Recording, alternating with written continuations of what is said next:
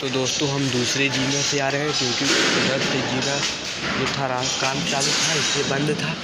दूसरे रास्ते से आ गए हैं। आपको दिखाते हैं प्लेटफार्म का नज़ारा।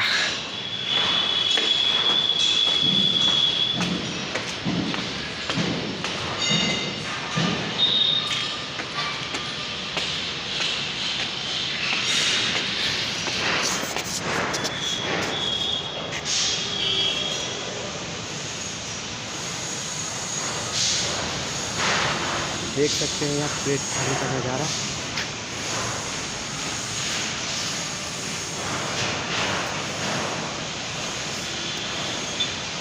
अभी काम जोरों शोरों से चल रहा है।